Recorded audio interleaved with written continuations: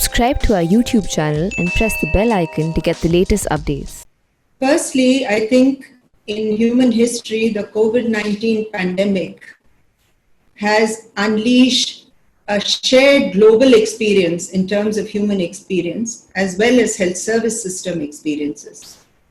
So if you look at reportage and writings from various parts of the globe, we do get a deep sense of uncertainties, fear, and anxieties.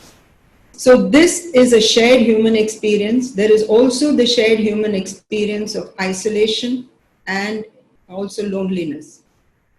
But in all of this, the human experience, which has been a shared one, has also been a story of the rise of hypernationalism.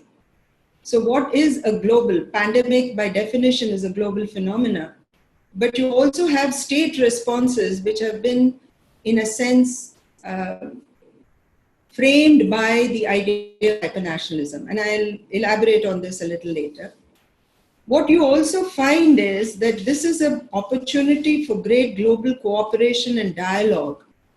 But because of hypernationalist positions, you find disruption of global networks and a reconfiguration of the way in which global institutions are perceived and are being, in some cases, even criticized.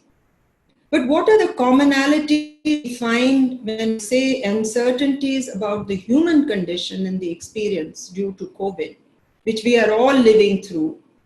But we also have uncertainties of science. So we have uncertainties in terms of understanding this novel virus, how it will behave, how it will mutate, and how it will interact with the human host. We also have lack of certain medical measures. We don't have the vaccine yet. We don't have medicines. Also, there's a lot of discussion and controversy around the hydroxychloroquine. It's certainly not for the purpose of treatment.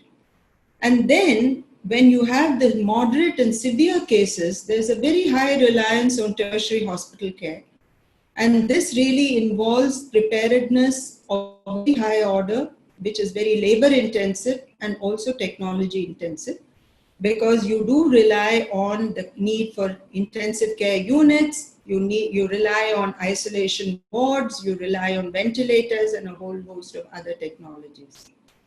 What this pandemic has also really brought out is the unequal distribution of the pandemic in terms of cases and mortality across economic and social classes, and therefore the vulnerabilities of race, age, class, caste, and gender.